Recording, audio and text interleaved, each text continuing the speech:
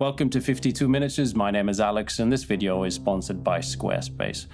I seem to be in the middle of battle here, I swear these miniatures set this up while I'm out. Anyway, in this video I'm going to be trying out the new Fanatic Paints from Army Painter, applying the paint onto a miniature from Conquest.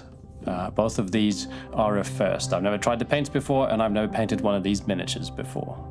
I'll be using several techniques like wet blending, glazing, painting on texture. The first impressions of these paints and the first impressions of a Conquest miniature.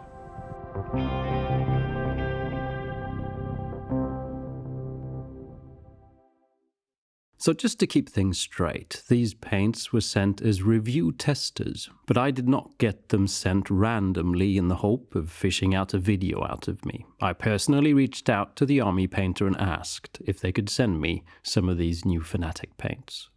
Some background. This is the Mega Paint set, a lot of paint that retails at about €175, so €3.50 per bottle.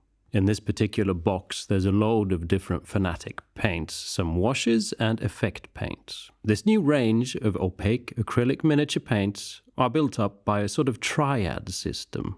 Well, there's actually 6 paints in each group, so I guess 6 add.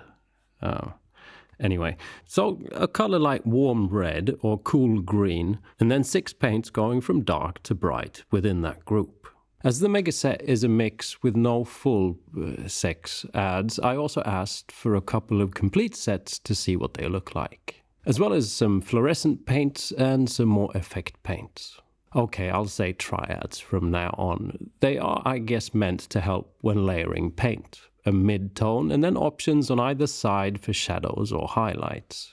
These paints are a completely new formula and are marketed as probably the best paint in the world. As Army Painter is Danish, this is of course a pun based on Carlsberg beer ads, but I mean, we all know that the best beer in the world comes from Germany. Now the miniature is an ogre from the Nords faction from the game Conquest, a fantasy universe with many different factions and 2 rule sets, a rank and flank army-style game, The Last Argument of Kings, and a more skirmishy version called First Blood, both using the same miniatures. The miniatures are 38mm, so larger than minis from many other games. Priced roughly in the same range as Games Workshop miniatures, maybe a little under. Again, a disclaimer, these miniatures were also sent to me as review material, in this case as an offer to check out the game and miniatures after my rather recent lost interest in Warhammer Age of Sigmar. Regardless, I've got no obligations to either of these companies and I'm free to speak my mind. Now, let's start painting. My ogre, that's most likely old magic-y Viking speak for ogre, was swiftly zenithal primed. First covered completely with a black spray to then be sprayed from up top with a white once the black was dry. This gives me an idea of where to paint highlights and shadows as well as makes the details a little more visible on the model. My first step is to do a layer of wet blending. Wet blending is mixing several paints on the model while they're still wet.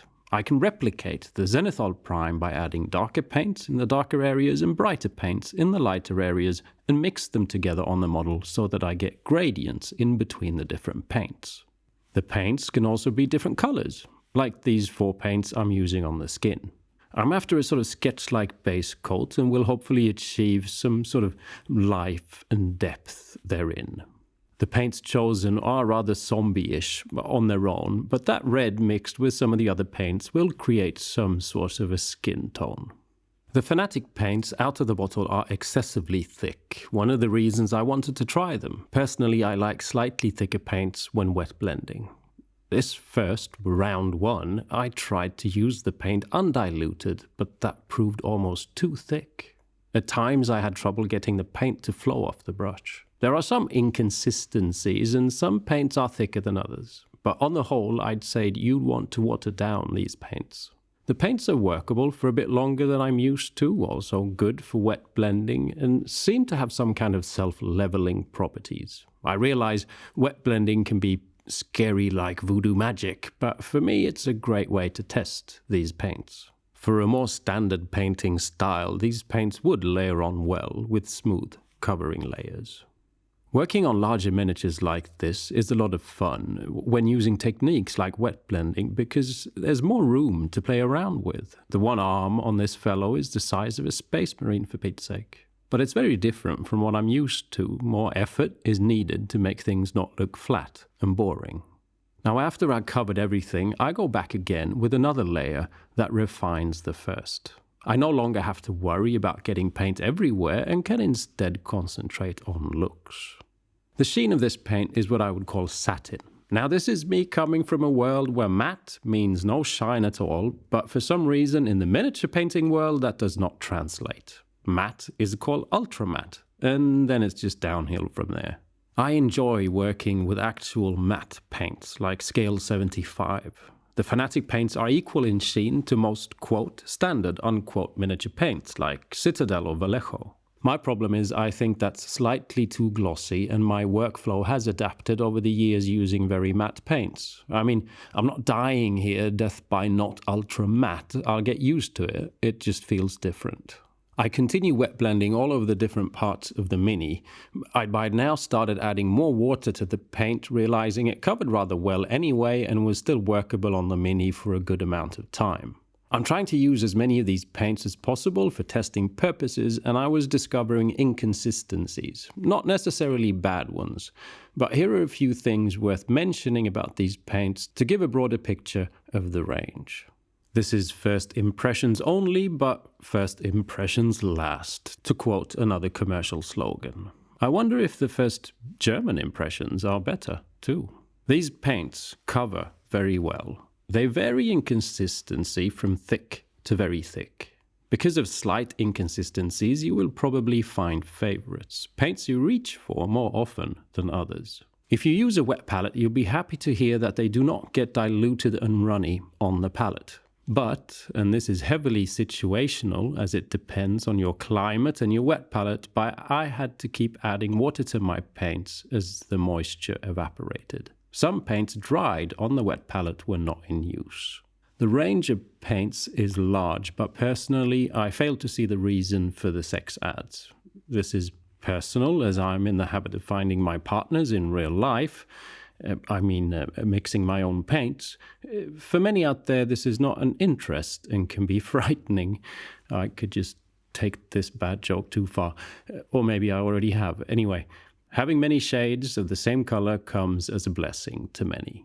Weirdly enough, even with 50 paints at hand, I started to mix my own blends when attempting to paint this belt buckle to look like gold. By automatic reflex, I picked the paints I thought might mix well into different shades of yellowish gold instead of trying to find the possible pre-mixed colors. For me, mixing was just the natural way to go. And this leads me on to why I now, like some heretical priest, would like to talk about things you might want to consider when buying paint. Yet why paint reviews, recommendations, and descriptions is a degree something you should take with a pinch of salt. There's a lot of different miniature paints out there, and the market is not really based on making the best paint, because there's so many different parameters involved. Besides, best is a subjective matter. What I like might not be what you like. I believe most paints are designed to target different segments of the market. That means when you're buying a paint, you're buying something with an intended purpose in mind, with a specific price per bottle allowance. These paints act differently and will attract different type of painters, so it's kind of difficult to say which one's better than the other. That said, there are ways to find out if this paint is for Down you. here. Yeah, have you ever heard about Squarespace? Yeah, of course. The sponsor of this video, Exactly. but I was just...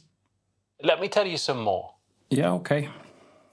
Squarespace is an all-in-one platform for creating websites, an intuitive platform that I've been using for some time. Lucky for me, there's no need for expertise. You can choose between carefully curated layouts or start a completely personalized website with the new guided design system, Squarespace Blueprint. A tailored website to suit your needs up in no time, optimized for all devices and with optimized SOE tools so you show up more often to more people. For me, Squarespace has been a great tool, starting with a nice template that I can adjust for my specific needs. I've created a website with introductions to my work, with galleries of my miniatures and such. It also hosts my online store. Customizing the shop with print-on-demand t-shirts as well as my own artworks and downloads has worked out well, and with a back end that makes my side of things simple when dealing with deliveries and fulfillment. The checkout and payment options for customers works seamlessly, accepting credit cards, PayPal and Apple Pay, but also pay later options like Afterpay and ClearPay. If you're looking for somewhere to display your art, sell merch, if you have a painting service or sell STLs, start up a website for your own game store or club, check out Squarespace. Go to squarespace.com for a free trial, and when you're ready to launch, go to squarespace.com/52miniatures to save 10% off your first purchase of a website or domain. Okay, thank you, Alex, and thank you to Squarespace for sponsoring this video. Now back to finding the right paint for you. In videos like this one and more in-depth reviews, among the personal preferences, there are facts presented. Try and disregard what is personal preference, pay attention to the facts, and by that decide if the paint is something that you would appreciate.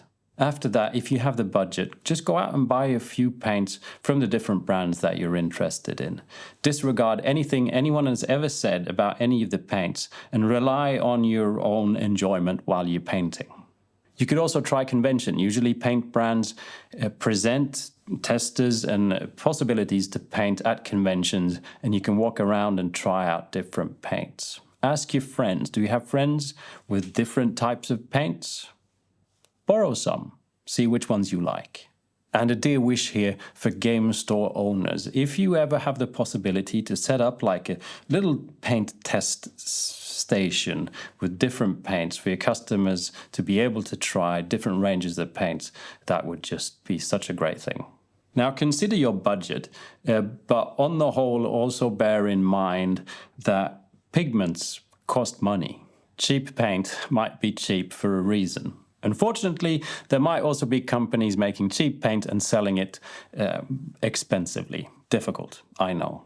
Another thing could be to only buy paint from a company whose main business is to sell paint. I know there's some gray areas here, but if you're a company that solely survives on selling miniature paint, there's probably a reason for that company to still be in existence. Lastly, you can also vote with your wallet. If you find a company that has set out to do something that you admire, try out their paint. If you like it, keep buying it. And don't forget to offer your friends to try out the paint while you're at it, because they might also be looking for a new paint. Now back to painting the Mini, and don't worry, we'll be talking more specifically about the miniature soon as well. I decided to try out some of the washes to add some separation. Painting the washes on in just the recesses and some areas where one color block meets the other. Post-wet blending, not having enough contrast on the model is often an issue for me, and this kind of stuff helps. A wash with the corresponding color for each segment would maybe work out nice, but I was not afraid of some tonal twists. Here I discovered something I did not like. The washes worked out okay technically, but they have a vastly more glossy finish than the Fanatic paints. So now every recess on the model is high gloss. I don't know if this is thought of as a nice effect on metallic paints, for example, but I now definitely need to varnish this model when done to get a uniform look. I'm now going to start with fiddly work, thinning down my paints thoroughly, applying textures and highlights, as well as thin down paints even more excessively to create glazes to tint skin and other surfaces with different colors. This is when I started to enjoy the paints quite a bit, the flow and rather long working times on even a very tiny brush. I lost track of reality and started to create some special effects on the arms, some kind of frozen magic or something. Ideas that also made me paint a fitting "winter is coming" vibe to the eyes. The wall is crumbling, friends.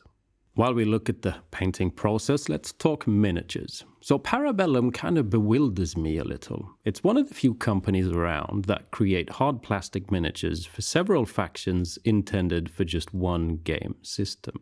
And making molds for plastic like this is not cheap, yet they've chosen to go for a larger scale, making the miniatures in a way exclusive for just their game, and thus probably losing out on quite a bit of sales as their miniatures, based on scale, can't be used as proxies in other games. As well as putting gamers in a position of possibly having to create larger scale terrain for just this one game. A lot of the factions are inspired by historic cultures like Vikings, Romans, medieval knights, ancient Greece, but there's also dwarves and orcs, riding dinosaurs by the way, rather epic. I think a lot of the miniatures are cool, the style is at times different and original, and I perceive this as refreshing.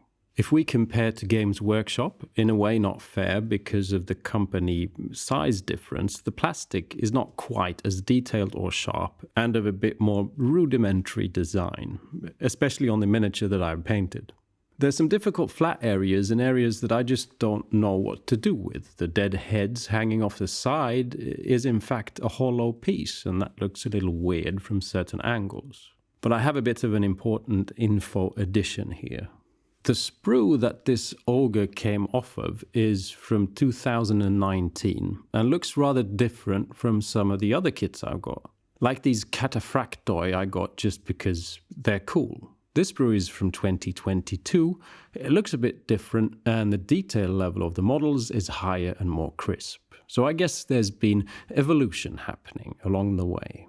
If we are to do a Games Workshop comparison though, we need to be fair and say that Conquest is supported by a free list building app, free to download rules, free faction books and so on. So if you're interested in the game, you can just go read. And the price you pay for the miniatures is the only thing you need to spend money on to play the game. There's a heavy community involvement where players can be part of creating lore, as well as even be part of the creation of new factions.